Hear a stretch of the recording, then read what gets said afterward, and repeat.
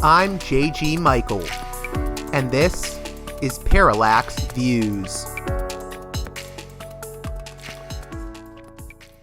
Hey there, Parallax Views listeners. We continue our coverage of the Israel-Iran war, this time with Ted Snider, who regularly contributes to antiwar.com, and we're going to be discussing his latest article, America's Deception Strengthens Iranian Hardliners.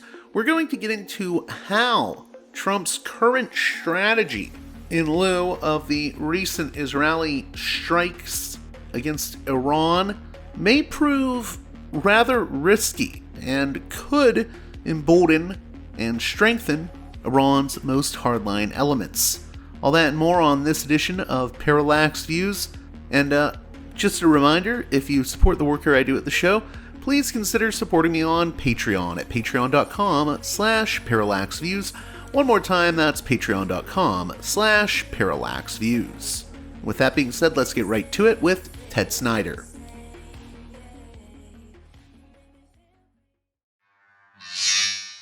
Welcome back to Parallax Views, a guest that I haven't had on in a while, but he has a new article up at antiwar.com. He also writes for the Libertarian Institute. That's Scott Horton's outfit.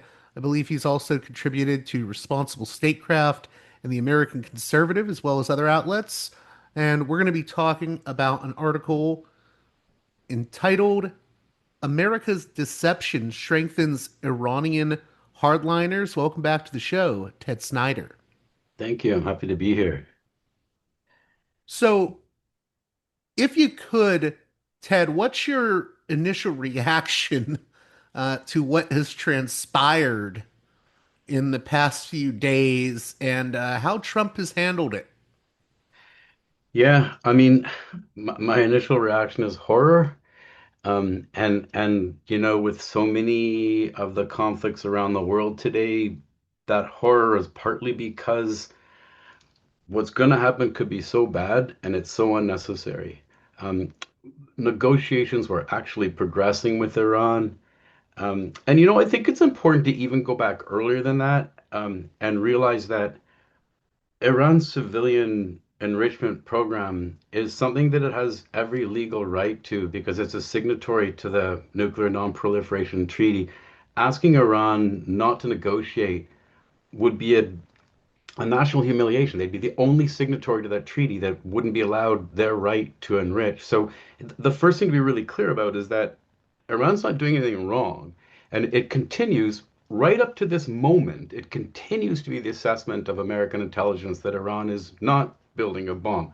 So the enrichment program that the Americans are trying to eliminate is a completely legal enrichment program. So that's the first thing.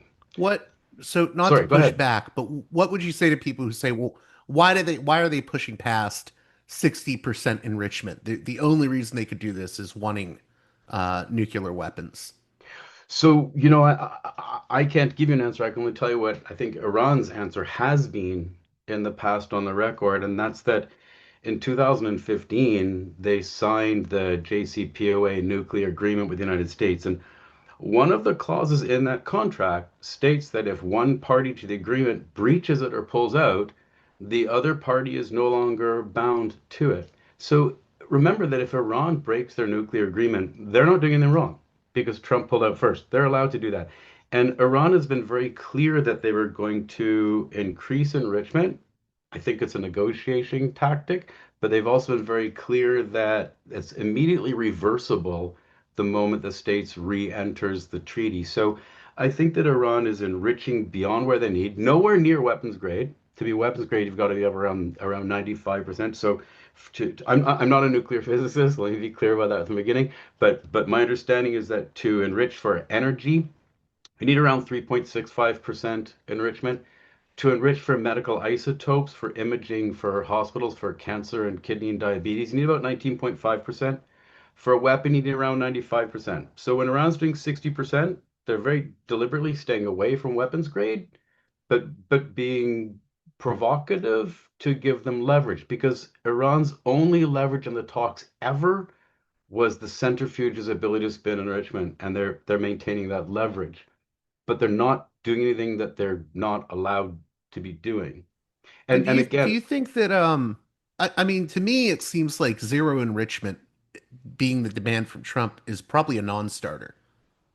so zero enrichment has always been a non-starter. Iran has always insisted they wouldn't give up their right to enrich. I recently had a correspondence with Hassan Mousavian, who was a former Iran nuclear negotiator and the chief spokesman for the Iran nuclear negotiations in earlier years and earlier rounds, but very well informed. And I asked him straight up, like, if the States threatens war, would Iran agree to zero enrichment? And he answered me in one sentence. He said, under no circumstances will Iran abandon their right to enrich. It is a non-starter, and I think that people like Trita Parsi have argued for a very long time, going way back before this, that those who have pushed American presidents to try to negotiate zero enrichment are not doing that because they want negotiations to succeed. They're doing that because they know Iran will refuse. They're trying to actually push for war.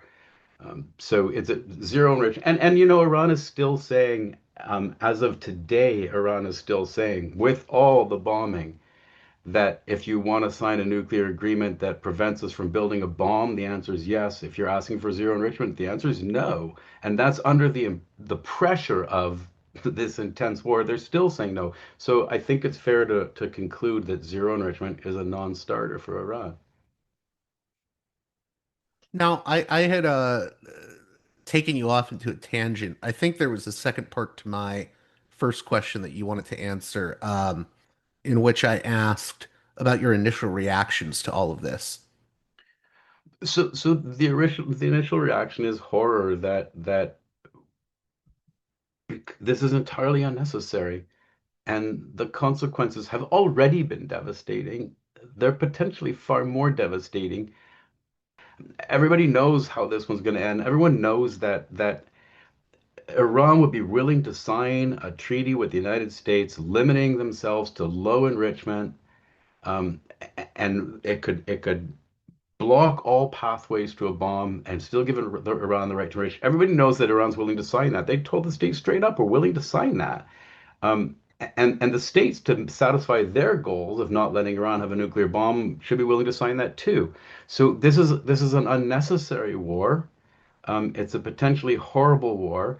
So my response is frustration, dismay, horror.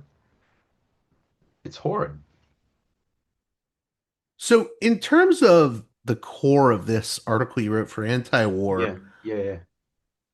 who are the hardliners in Iran, and what have they been saying even before this really dangerous moment? Because I think there are these hardliners in Iran that have essentially said, we can't be doing business with these people, with the US, So let's talk about that.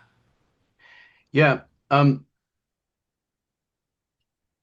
There are a group of hardliners in Iran who have argued for years that America is not to be trusted, that there's a very long history of Iran attempting to negotiate with the United States only to be betrayed by the United States, and that any president who seriously negotiates an end to the nuclear program with America is naive, and that they shouldn't be negotiating at all.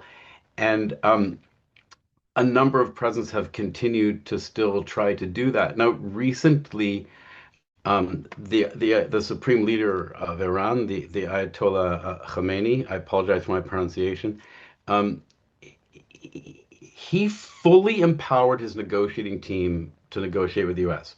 The current Iranian president was elected partly on a platform to directly negotiate with the U.S., and the Ayatollah fully backed that with the single red line, and this is important for what we've been talking about, with the single red line that he was not empowered to negotiate away enrichment completely, but he was fully empowered to negotiate. And yet he said really clearly, I'm quoting now because I wrote this down in front of me. He actually said that this same US president tore up the signed JCPOA agreement. How could we hold negotiations with the US when we know they don't fulfill their commitments? So this is the skepticism in Iran. that Trump already broke the agreement. We can't trust him. And even prior to Trump, previous presidents, including the two Bush presidents, have consistently broken their word, and they've consistently warned reformist presidents to stop being naive and not negotiate with the United States. Um, And the this the current, latest president in Iran yeah, is essentially one of those reformers. he is one of those reformers. He's sort of the fourth in a line of reformers. The other three had all been disgraced by having their attempts to negotiate with the states backfire on Iran. And the danger for the current one is that it just happened to him too. People told him don't negotiate. He said, sorry, I think you're talking about, I can't hear you. This is Pezeshkian we're talking about, right? Yes, Right. yes, yes. So he was elected partly on a platform to negotiate. And so he negotiated, and the perception in Iran, and Israel has said this, the Americans deny it, to be fair, so we don't know this yet. But the perception in Iran is that Trump actually used diplomacy as a trick to advance war. That while he was publicly saying, I had a phone call with Netanyahu, I told him not to attack, he was privately greenlighting them and coordinating it. I don't know if that's true. That's what the Israelis say. The Americans say it's not true. The Iranians believe that. And so the hardliners in Iran are now certainly thinking, once again, you tried diplomacy. The states actually used diplomacy to advance war. We can't trust them. And that trust goes really far. You know, Trita Parsi wrote an article recently where he argued that the trust is so broken that Iran feels that even if they were to sign saying zero enrichment, the attacks would then go on to take out the ballistic missiles. They would then go on to degrade the military the way it was done in Syria. That they can't trust, even if they were to sign, the trust is broken. And so they have no choice but to hold out. So you know, Trump had argued, I'm sorry if I'm going on too long, but Trump seems to have argued that getting rid of the hardliners would clear a path to a deal. He said they're all dead now and only get worse. And he posted they should now come to the table. Too late. You know, the hardliners I was dealing with are dead. There's this idea that the hardliners are gone. My argument in the paper is not only the hardliners not gone, but this most recent discrediting of the reformers has strengthened the hardliners. It'll now be harder to negotiate with Iran. Would it be possible for you to talk about examples of former reformist presidents in Iran? Because, I think the narrative we hear in a lot of the mainstream media, I was just watching an interview that Scott Horton had on Hmm. News Nation, and all they could throw at Scott, who people should know is I think, main editor now at antiwar.com, the host just kept saying, they're religious fanatics. They're religious fanatics. They can't be allowed to get the nuke. And it's like, you know, there's a lot of racism, I think, to this idea that, oh, these are just barbarians.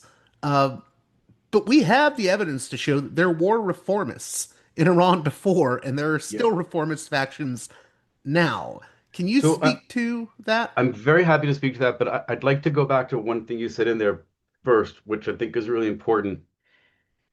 When people accuse Iran of being religious fanatics,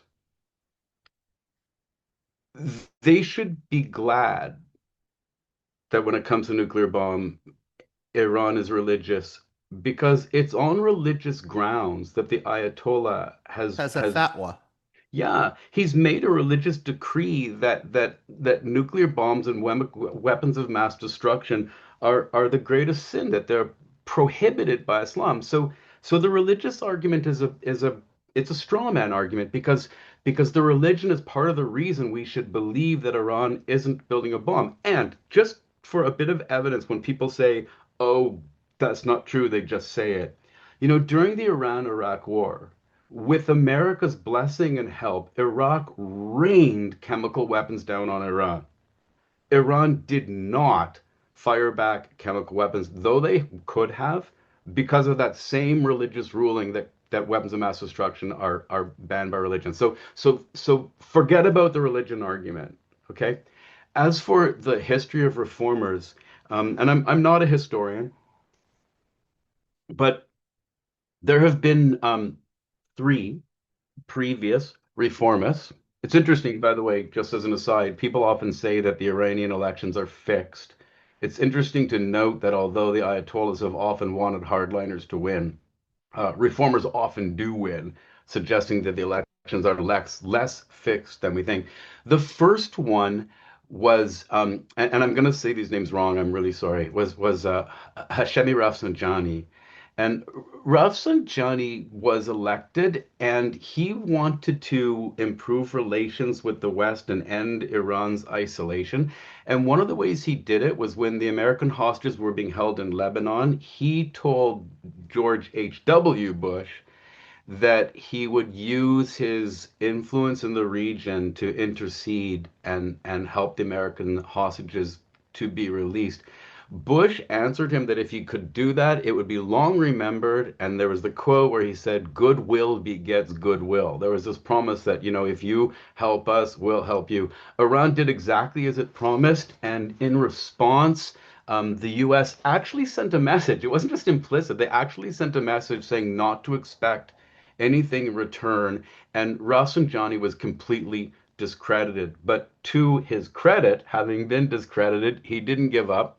He tried one more time, and when Iraq invaded Kuwait, Rafsanjani kept Iran officially neutral. Everyone knew officially neutral meant that he was really helping the United States, and he allowed the US to use Iranian airspace. He did all kinds of things.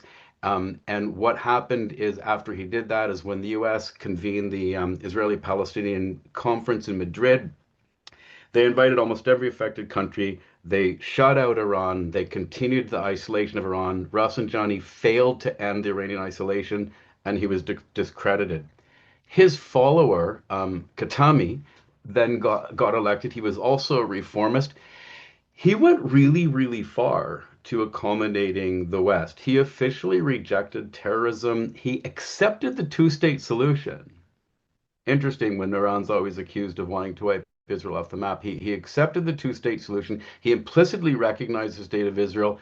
He was an important help to the U.S. in the fight against the Taliban and Al Qaeda, to the point that when there were meetings to set up a post-Taliban government in Afghanistan, which nearly fell apart, it was the Iranian negotiators under Khatami that came along and actually saved the day for the Americans. In response to that, George W. Bush, now the second, um, included Iran under the axis of evil. Instead of improving relations with the West, they were castigated and shunned even more. This stunned Khatami, and once again, the reformers were discredited. Now Yeah, I there'd be think a that's an important point, by the way, with regards to Khatami, because people often forget Iran was trying to work with the U.S. during the early days of the War on Terror. They absolutely were. And even more recently, if you look in Syria, Iran was one of the major forces fighting against ISIS. They've consistently sort of fought against ISIS and Al Qaeda. They helped the states with the Taliban, and all of these things were done in part because it was the right thing to do, in part because it helped Iran, but also largely in part because they were trying to open a door to relations with the states. When Rouhani came along, the most recent reforms president before this one, he tried to do it the same way the current president does, and that's over the discouragement of the hardliners who told him forget it. He staked everything on negotiating a nuclear agreement with the United States, which initially looked like it was a massive success. But again, he was completely discredited when in 2018, Trump illegally and unilaterally pulled out of it. So there's a history of three prior Iranian reformist presidents trying to negotiate with the US, only to be betrayed and discredited. So that's where the current Ayatollah suspicion came from this time, when he told this president, you're fully empowered to negotiate, but remember, you're negotiating with a guy who broke the agreement last time. Iran went ahead with the negotiations. They looked like they were on course for a while. There were lots of solutions that looked like it could work. Then the U.S. adopted the language of zero enrichment. Um, Everything fell apart again. And I think this is now the fourth discredited hardliner. So the belief that this has weakened the hardliners, this is really going to convince people of the hardliners argument, not weaken it. So the core of your argument really is you have Trump running around saying, I gave them 60 days. They should have taken the deal. He's thinking, I mean, Trump seems to be thinking, at least, hey, we can use these strikes as leverage to say, accept the deal now. But you're saying, America is making a bet that those strikes weaken the hardliners and push forward negotiations. But really, it may actually make the negotiations even more difficult because the reformers have been basically discredited. Yep. This is, I'm arguing this is not going to win it. This is not going to weaken the hardliners. I'm arguing this is going to strengthen them, as you say, because the alternative camp, the reformers, have been discredited. The hardliners have been proven right that negotiating with the U.S. is naive and dangerous. And not only is the U.S. wrong when they say the hardliners are gone now, come to the table. Trump, as you say, he seems to have moved from opposing U.S. involvement to, at least the Israelis are saying, again, the Americans don't say, to helping in the coordination of it. He then moved to congratulations. This is excellent. It's been highly successful. And then from coordination, from coordination to congratulation to negotiation, the belief that this can somehow be used to negotiate. And this is why he keeps on saying, you had 60 days, today's day 61. Now you have a second chance. You're getting bombed. We've got superiority in the skies. The hardliners are dead. Get back to the table, negotiate. And the initial response to that was coming, out of the Iranian Ministry of Foreign Affairs was no change in message. If you want to sign a deal banning a pathway to the bomb, you got it any day. If you want zero enrichment, forget it. And just today, and I apologize because I have not had a chance to read the full transcript yet. I'm just seeing lines of it. But the Ayatollah Khamenei gave a speech today, and he reiterated the message that Iran will not accept a forced war any more than it will accept a forced peace. And I think what he means by we won't accept a forced peace is that we're not going to be forced to a negotiation table to sign a zero emission agreement that we don't want to sign. And this is as the missiles are raining down on Iran, the Ayatollah is still saying this is not going to make your path to negotiation better. And he said, those who have studied Iranian history know that threats are not the way to get us to respond. So this is not, and also how do you negotiate now? The Iranian negotiators need to walk into a room and face these people who just tricked them that there was going to be a sixth round, so that they wouldn't be taking any precautions because they thought there were still negotiations, just to be bombed in their beds at night because they didn't know they need to hide. They got to walk in and face these exact same negotiators now who just completely deceived them and trust negotiations are usually based on a long time of building up trust. These negotiations are based on a long time of building up distrust. It's very interesting to me. I know that, critics of Trump um, domestically will always use that line. It's become a saying now, taco. Trump always chickens out. But, I think taco is an interesting acronym because you could use it for this. The assumption of the U.S. is that Tehran always chickens out.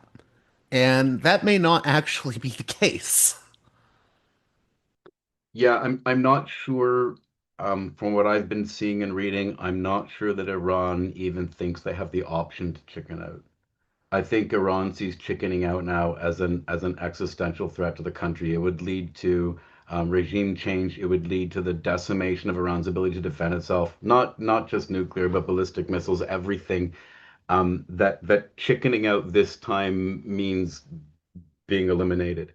And I don't think they think that they have any choice other than to hang in there and insist that They have no intention of building a bomb, but that they won't give up their right to enriching uranium on their own soil. Just one or two more questions here. Yeah, The JCPOA. yeah. Uh, we hear a lot of propaganda against it, especially in the past few days. People saying, "Well, Trump tore it up because it was a bad deal," and that Obama, blah blah blah blah blah. I think the JCPOA was actually a pretty good deal, to be honest. And I wanted you to talk about, I mean, how much of where we're at now is due to the ripping up of the JCPOA by the first Trump administration? We wouldn't be here if the first Trump administration hadn't ripped up the JCPOA because after the JCPOA was signed, 11 consecutive reports by the International Atomic Energy Agency said that Iran was in complete compliance with the agreement. So had it not been ripped up, Iran would be peacefully enriching to 3.67% for their energy, and there would be no question of war. So, if you want to trace back to the causes of this war, it was Trump pulling out. It wouldn't have happened if Trump hadn't pulled out. It was a good agreement. It was working, and they're not going to get a better one. Iran is not going to agree to give up enrichment. So that's the best agreement you get. And it's a fair agreement because Iran has the right to do that as a signatory of the nuclear non-proliferation. So it's the best agreement, it's the fair agreement, it's the right agreement. Well, and here's the rub on it all. I mean, I mentioned I think there is this sort of racist attitude towards Iran when it comes to the JCPOA. There's this idea of, well, we can't trust them. They're irrational actors. Really, Iran has been quite rational in reacting to the JCPOA being ripped up. I mean, you have spokespeople from Iran's foreign ministry saying, well, the US just ripped up the JCPOA. Dialogue with them is meaningless. Why are we participating in dialogue when, you know, the U.S. isn't even going to uh, go along with the agreement? They can just renege on it at any time. I mean, you don't have to like the Islamic Republic to see them as having some rationality in how they approach their relations with other countries. I think they've been rational. I think they've been restrained. Intelligence officials have always told the Americans that when they talk about, the mad mullahs and stuff, they've always told them that they're not suicidal, that they're rational, that they have interest in preserving their own existence and the existence of their country. And the whole time the states was mixing their message. Limit enrichment, zero enrichment, limit enrichment, zero enrichment. The Iranians could have walked away from the table. They could have said, we told you it's a non-starter. They hung in there and negotiated. They've been reasonable, they've been rational, and all they're asking for is the rights that they're granted under international law. It's not the Iranians that are a violation of international law. Asking Iran to give up enrichment is a violation of international law. So they're being restrained and rational. It's the Americans who are being excessive, um, maximalist in their demands beyond reason, and now possibly using the threats of military action to advance their diplomatic goals. I hope it's just a threat. I hope they're not really going to do it. But who's the restrained rational party that's within international law right now, right? Anything else you want to say in closing? I mean, this is a very dangerous moment. I mean, I know people that in Iran that are being affected by this. I know people in Tel Aviv that have been affected by this. And if the U.S. gets directly involved, I just, this is a really tense moment, I think. And I don't want people to underestimate that. It's a really tense moment. Iran can be devastated. Iran also has capacities that don't get covered much in the mainstream media. They have hypersonic missiles. They've actually, though it's not much covered in the media, they've actually shown the capacity to hit very sensitive areas in Israel.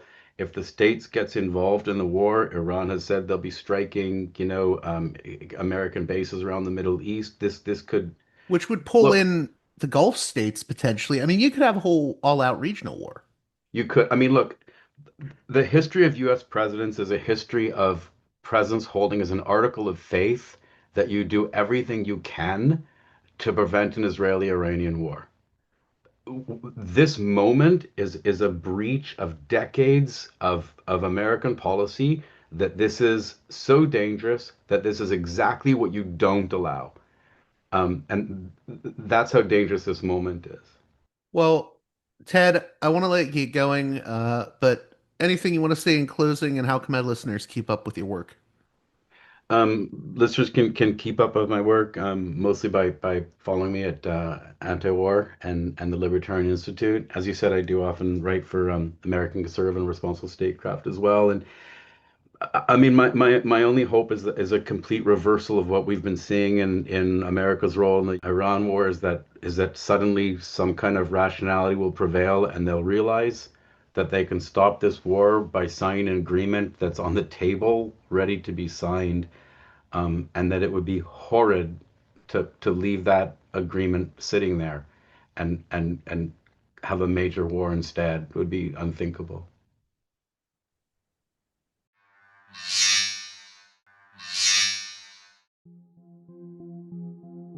This edition of Parallax Views is brought to you by the $10 and above tier supporters of Parallax Views on Patreon.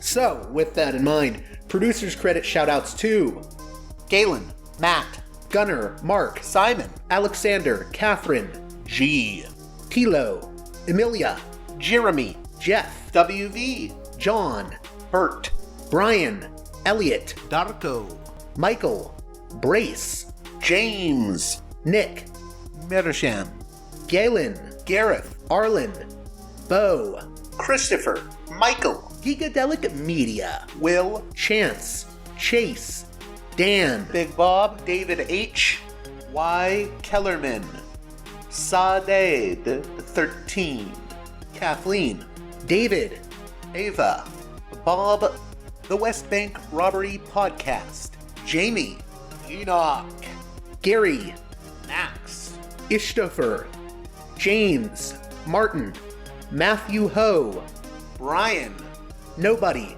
Thomas, and Dano. And now on to the show. Well, that does it for this edition of Parallax Views. As always, please consider supporting me on Patreon at patreon.com/parallaxviews. One more time, that's patreon.com/parallaxviews. And with that being said, until next time, you've been listening to Parallax Views with Parallax Views to Parallax Views with Parallax Views. The way out is not simply to say, don't do it, just to prohibit. It's nothing else. If we don't do it, others will be doing it like crazy. So, we have to confront the problem. But no, basically, I know of the great anxieties, problems, new forms of control, but it's also new forms of freedom. This is why I always emphasize that internet and all this new digital stuff, it's a very ambiguous phenomenon, but it's the field of struggle. New forms of enslavement, but at the same time, new incredible forms of freedom. We have to accept the fight with no nostalgia for old, allegedly more authentic communities or whatever. I'm not afraid. I'm not afraid. I'm not afraid. I'm not afraid.